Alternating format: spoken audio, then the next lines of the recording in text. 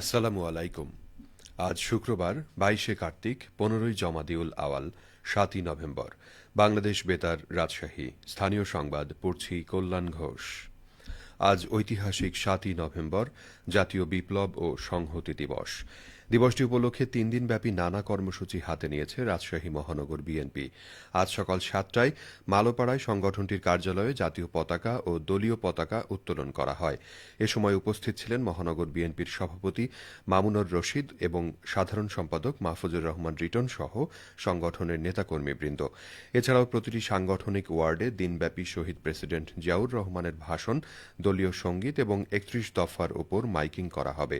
বিকেল ৩টায় নগরীর বাটার মোড় থেকে বর্ণাঢ্য শোভাযাত্রার আয়োজন করা হয়েছে। এদিকে ছাত্রদল ও ড্যাবের আয়োজনে আগামীকাল বেলা ১১টায় ভুবনমোহন পার্কে রক্তদান কর্মসূচি অনুষ্ঠিত হবে। যুবদল ও স্বেচ্ছাসেবক দলের আয়োজনে একই স্থানে এবং একই সময়ে শিশুদের চিত্রাঙ্কন প্রতিযোগিতার আয়োজন করা হয়েছে। এদিন সন্ধ্যা ৬টায় ভুবনমোহন পার্কে আলোচনা সভা অনুষ্ঠিত হবে। এছাড়াও রবিবার বেলা ১১টায় কৃষক দল ও তাঁতি দলের উদ্যোগে বৃক্ষরোপণ কর্মসূচি পালন করা হবে। রাজশাহী শহরের প্রায় ৯৬% শিশু টাইফয়েড টিকা পেয়েছে। গতকাল বিভাগীয় কমিশনারের কার্যালয়ে জাতীয় টাইফয়েড টিকাদান ক্যাম্পেইন ২০২৫ উপলক্ষে আয়োজিত সমন্বয় সভায় এ তথ্য জানানো হয়।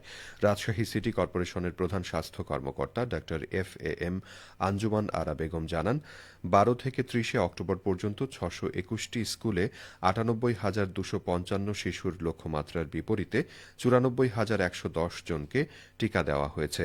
সভায় বিভাগীয় কমিশনার ও রাশিক প্রশাসক খন্দকার আজিম আহমেদ বলেন, টিকাদানে রাজশাহী এখনও দেশের মধ্যে প্রথম স্থানে রয়েছে। তিনি বাদ পড়া শিশুদের টিকার আওতায় আনতে শিক্ষা বিভাগকে মনিটরিং বাড়ানোর নির্দেশ দেন। সমন্বয় সভায় রাজশাহীর জেলা প্রশাসক আফিয়া আক্তার, বিভাগীয় স্বাস্থ্য দপ্তরের পরিচালক, ইউনিসেফ এবং বিশ্ব স্বাস্থ্য সংস্থার প্রতিনিধি, জেলা ও প্রাথমিক শিক্ষা অফিসার সহ সংশ্লিষ্টরা উপস্থিত ছিলেন। বগুড়ার শিবগঞ্জ উপজেলার কিচক ইউনিয়নের ধারিয়া গ্রামের জুলাই যোদ্ধা সুমাইয়া মোস্তাকিম আফিয়াকে আর্থিক সহায়তা দিয়েছে বিএনপির ভারপ্রাপ্ত চেয়ারম্যান তারেক রহমান। গতকাল বগুড়া ২ আসনে ধানের শীষ প্রতীকের মনোনয়ন প্রত্যাশী মীর শাহে আলম তারেক রহমানের পক্ষে আফিয়ার পরিবারের হাতে ১ লাখ টাকার আর্থিক অনুদান পৌঁছে দেন।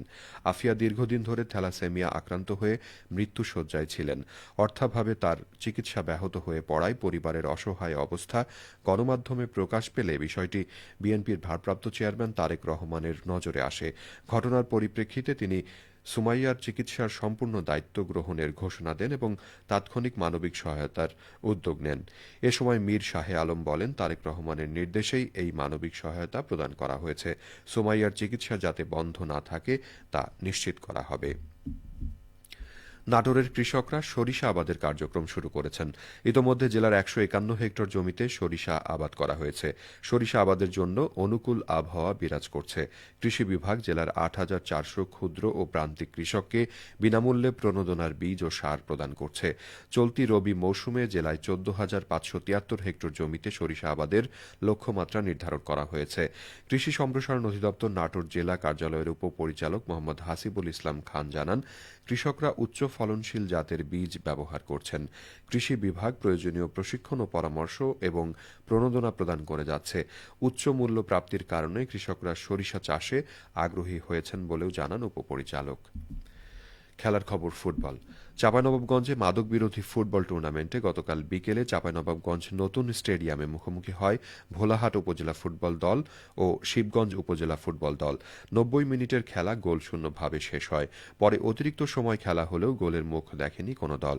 শেষ পর্যন্ত টাই ব্রেকারে ৪-২ গোলে ভোলাহাট উপজেলা দলকে পরাজিত করে জয় নিশ্চিত করে শিবগঞ্জ উপজেলা ফুটবল দল। এর আগে বুধবারের খেলায় ১-০ গোলে চাঁপাইনবাবগঞ্জ সদর উপজেলা ফুটবল দলকে পরাজিত করে ফাইনালে ওঠে গোমস্তাপুর উপজেলা ফুটবল দল। আগামী রবিবার বিকেলে চাঁপাইনবাবগঞ্জ নতুন স্টেডিয়ামে ফাইনালে মুখোমুখি হবে গোমস্তাপুর ও শিবগঞ্জ উপজেলা ফুটবল দল। সবশেষে আবহাওয়া। আজ সকাল ৬টায় রাজশাহীতে তাপমাত্রা ছিল ২০.২ ডিগ্রি সেলসিয়াস।